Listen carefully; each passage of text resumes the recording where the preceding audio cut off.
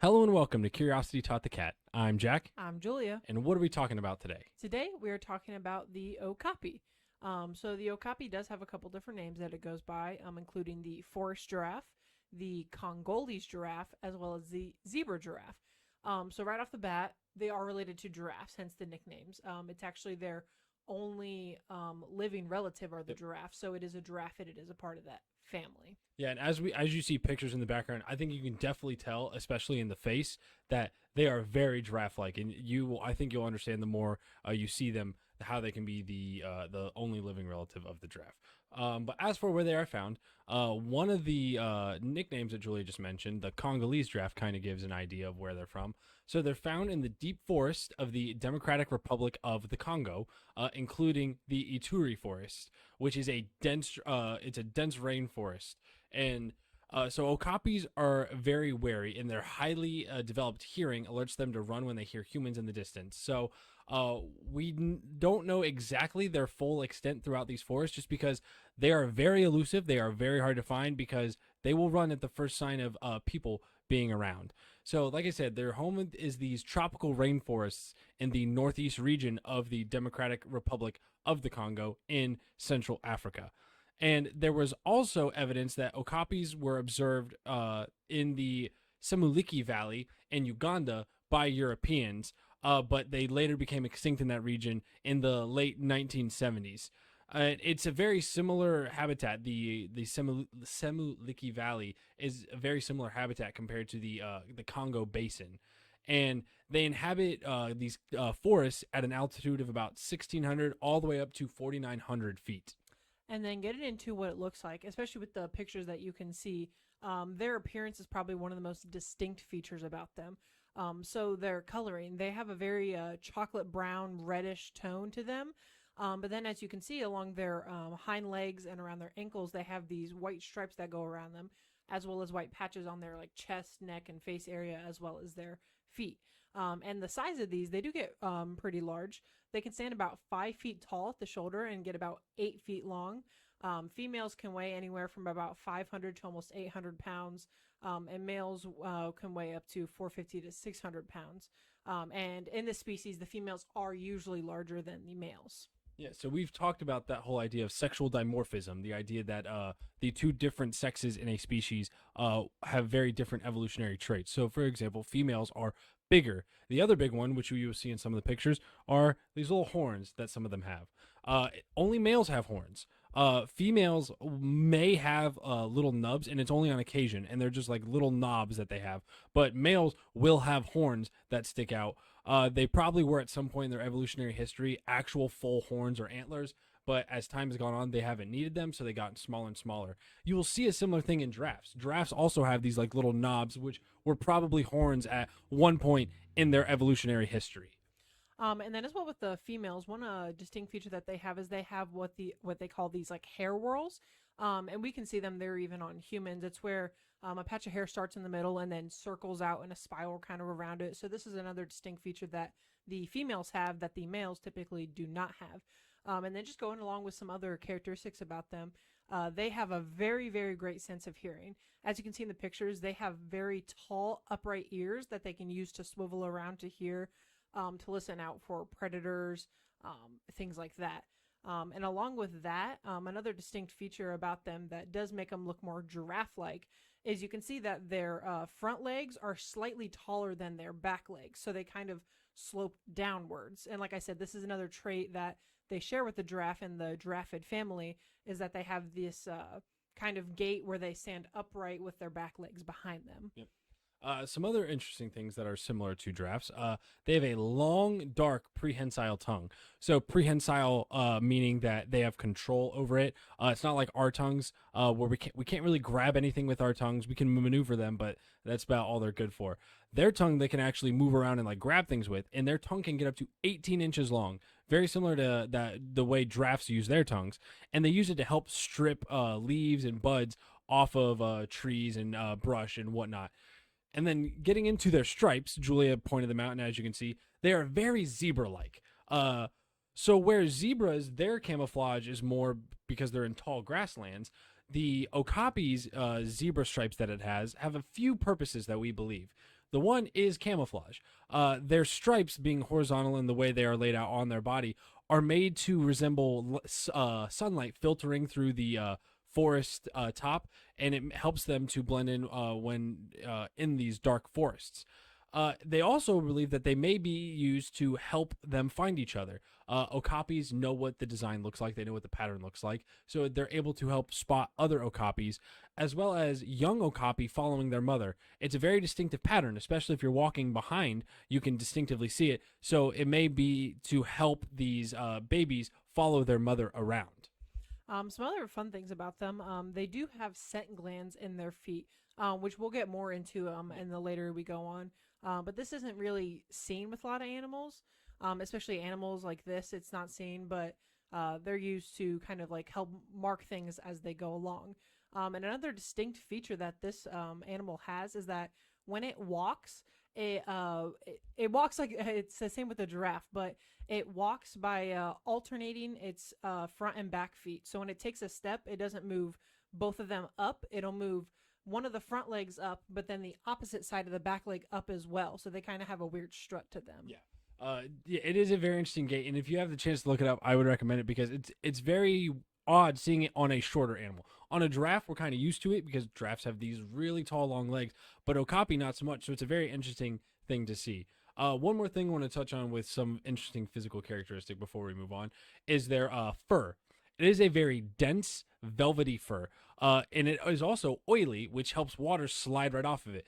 Being in a rainforest, there can be a lot of rain. You want to stay dry, you want to stay warm. So they have very oily, dense fur where the water just slides right off. And they use their tongue to help groom them, and it keeps that velvety short coat really soft and looking very nice. And then just getting into what they eat, they are like grazing animals. They eat a lot of things like fruits and buds, twigs, fruits. And we mentioned earlier their tongue is very important to this. So a lot of the things that are on trees or bushes that are hard to pick off, they use their tongue to basically curl around it and pick it off, which helps them eat a lot of things that other animals can't eat in that area. Yeah. And then they also will eat things such as clay, which some people might think, wow, that's really weird. It's actually a very natural thing for a lot of animals to do. Not only clay, but finding where there are salt deposits.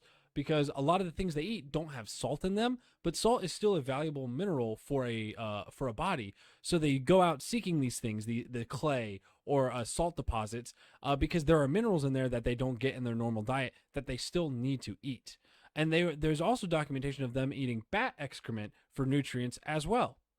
And then some other unique features about eating is that in the Ituri forest, they're the only known mammal that feeds solely on understory vegetation.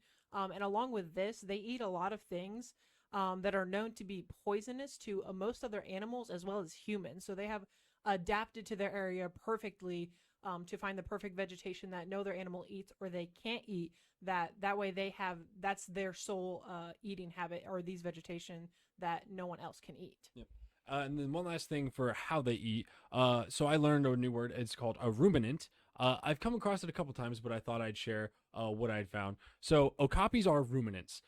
We know of quite a few ruminants, and you probably do as well.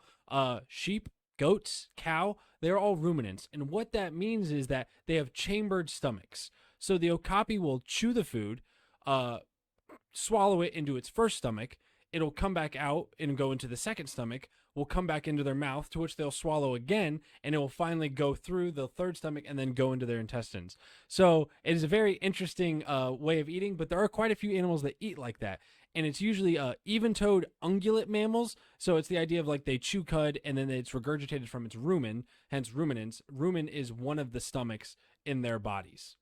And then as for the predators, the main predator that they have are leopards in the area. Other than that, the only other predators they have are small cats. So any kind of cats in the area, like leopards, cheetahs, things like that, that is their main predator. Yep. And then getting into the mating of the okapi, there isn't really a courtship ritual that we could find. Uh, like I said, these things are pretty elusive, so some things can be very hard to know about them. But as of right now, we do not know of any courtship rituals that they might have.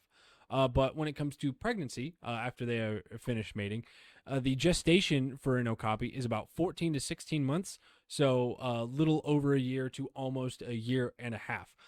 Number of young at birth is almost always one. They come out and they are ready to walk within 30 minutes of being born. So these things take a little while to mature inside their mother, and then they come out ready to go. The size at birth is usually about 2.6 feet at the shoulder, and they'll weigh about 35 pounds. And the mother will stand and wait for the birth for almost 3 to 4 hours. So this is a very intensive labor compared to some mammals. It is not a quick thing. She is waiting around for a while. And then as for them growing up with their parents, like he said, they can stand within 30 minutes of birth. And they'll start nursing within the first time, within the first hour of birth. When they come out, they look the same as adults. Usually they have shorter fringe type of hair that they kind of slowly develop into their velvety coat about a year old. As well as this, mothers will hide their newborn. So they will find a secluded area, caves, things like that. And they will hide their newborn there to keep them away from predators until they are strong enough to go out on their own. And this is just another thing to keep them, keep the numbers up, right? The mothers are taking care of them more. The mothers come back to help them nurse. And this happens until the baby is ready to actually go off and eat and graze and just take care of itself. Yeah. And so an okapi baby will start trying solid food at just 3 weeks old. So like we said, they're developing very quickly. And the calves will triple their size by the end of their second month, but they don't reach full adult size until about 3 years of age. However, upon reaching about 6 months of age, a calf, that's when it really can start fending for itself and when it has to find things on its own and may be abandoned by the mother if there is any danger. And then as for its lifespan, in the wild, the life expectancy is about 16 years of age. But in captivity, they are known to live about 30 years of age. So they have a pretty long life expectancy. Yeah. And then getting into the behavior of the okapi, as for like familial society type behavior they are generally solitary creatures. The only time you really see any grouping up is if there's an adult female with her calf. Adult males will have home ranges that cover more area, and they can travel up to 2.5 miles a day. The males will try to keep other males out of their territories, but they will allow females to travel through in search for food. Sometimes there is occasion where okapis will congregate in small groups to eat, groom, and we've even seen them play. And they're primarily diurnal, which means they're active during the day, rest at night. But they may be active for a few hours in darkness. And as I mentioned earlier, they are solitary, only really coming together to either breed and then on occasion eat, groom, or play. And then with communication, they do have a lot of different communicating with sounds as well as the scents that we talked about. So they do have these scent glands in their feet, and they leave behind almost a sticky tar-like substance. And this helps other okapis know that okapi is in the area. So a lot of males will do this, kind of stay out of my area. I have been through here. As well as this, they have a great sense of smell. So like I said, they know this specific smell of the scent glands released by other okapis. And then as well as this, males like to mark their territory using urine. It's pretty typical with a lot of other animals that they do that. So they will spray their urine to mark their territory, while females usually choose to mark their territory with defecating. So it's kind of different between the male and female. And then as for the kind of sounds they make, it is very interesting. I only learned about this relatively recently with drafts, but it turns out okapis are very similar. So the San Diego Wildlife Association, or the San Diego Zoo Wildlife Alliance, apologies, some conservation scientists discovered that okapis have a secret language. What they mean by secret is we can't hear it. it is at such a low frequency that humans, as well as a lot of other animals, are unable to hear it. So when playing it back, it is a very low frequency sound. It's almost kind of like a humming. It is a very eerie sound. There are videos out there of giraffes making the sounds at night, and it is very eerie to hear. It is very deep, so deep, like I said, we can't hear it. We can only hear it with the help of technology. But they make other noises too. There were noises such as coughs, bleats, and whistles, which were quite often. And I mentioned this like low hum that they make. There's a couple ideas for why they do it. They might be like a checking in or like seeing what's out there, seeing who's out there, responding, that sort of thing, as well as mothers checking in with their offspring without alerting potential predators. Because, like I said, humans can't hear it as well as other creatures, so they use this to communicate over distance without alerting anybody. Another thing that they use that I forgot about is that they will often rub their necks against trees and shrubs and things like that, and they leave what's called a brown exudate. And this is a fluid that emits from their pores. So it's another kind of scent gland that they can use to tell other animals in the area that they have been there. Yep. And then the last thing I have for like communication type thing is female Okapis who are very protective of their young. They'll kind of beat the ground with their hooves as a show of force, intimidation, to help ward off any potential threats. And then as for population size, it is a kind of a sad story with the Okapi. They are listed as endangered. There's an estimate that there's only about 35,000 Okapis left in their native habitat, but no one knows for sure because, like we've mentioned, they are so elusive. Scientists estimate that the populations may have been slashed in half over the past 2 decades. And this is mainly due to things like hunting and deforestation. Yeah, there's some really sad stories that go along with the conservation efforts and the story of the Okapi. So in 2012, a militia group in the Democratic Republic of Congo killed 14 Okapis at a conservation center located at the headquarters of the Okapi Conservation Project. Today, there are still poachers that kill Okapis for both their meat and their skin. And sadly, there's a lot of civil unrest that goes on in the Democratic Republic of Congo, and it makes enforcement of these wildlife protection laws increasingly difficult because they're not really worried about the animals when there's so much civil unrest and there's so much strife going on in the country. And then, as Julie mentioned as well, human-induced deforestation leads to these destruction of their habitats as well as fragmentation. Another human effort that doesn't help with them. There's a lot of logging, as well as human settlement spreading throughout their natural habitat, as well as illegal mining. And then, like we said, this extensive hunting for their bushmeat and skin has led to a lot of declines in, especially like in smaller populations. Their area that they're living in just keep getting smaller and smaller because of these kind of efforts. Yep. Fortunately, there are some conservation efforts being made. So in 1992, 1/5 of the Okapi habitat in Africa's Ituri forest was set aside as a wildlife reserve. So that is a protected land where Okapis can thrive and flourish. And then I mentioned earlier, there's the Okapi Conservation Project. It was founded in 1987. It still exists despite that brutal attack that I mentioned on its headquarters back in 2012. It helps support the Okapi Wildlife Reserve, which I had mentioned is in the Ituri Forest, and it is home to about 5,000 Okapis. Another effort being made for the Okapis is that in November of 2011, the White Oak Conservation Center and Jacksonville Zoo and Gardens hosted an international meeting with many people from the U.S. and Europe and Japan specifically. And it was the meeting of the Okapi Species Survival Plan.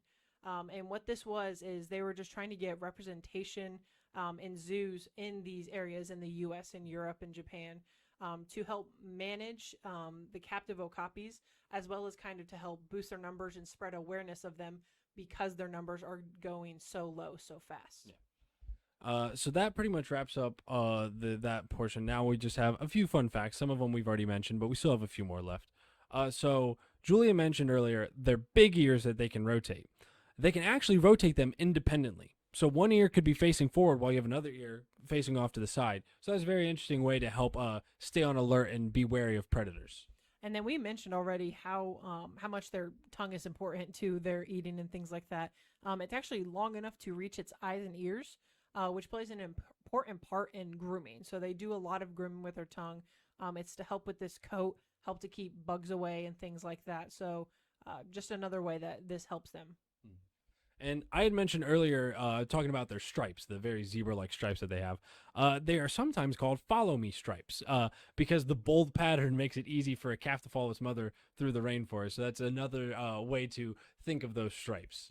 And similar to the giraffe, when the okapi needs to drink water, it will kind of splay its legs out. So I'm sure we've seen pictures or videos of this, but all of its legs are pretty much sprawled out to its size because it has to sprawl them all out just so it can lean over enough to actually drink the water. Yeah. And like Julie had mentioned earlier, the okapi is indeed the only living relative of the giraffe. So there's only two members of the Giraffidae family, and it is only the okapi and the giraffe. And indigenous people in the Ituri forest, they were occasionally catch an okapi in their pit traps, and scientists didn't even know of the okapi until 1900, so the 20th century. And it was kind of like an elusive mythical creature to them because they've never seen something that looked quite like it, basically. And it was called the African unicorn, as well as a strange donkey. Yeah. So the last one that we have kind of ties in with the conservation efforts that we had mentioned earlier. So there are over 100 okapis in zoos around the world to help spread awareness as well as build population growth in these conservation programs as well as breeding programs where they can breed them in captivity and then release them into the wild to help their numbers grow. And I think that wraps up everything that we have on the okapi. Thank you for listening and tuning in. I hope you enjoyed it. It really is a really fun creature to talk about. And as elusive as it is, we did have quite a substantial information on it. Yeah. But tune in next week where we'll be talking about the common loon. Thank you for listening.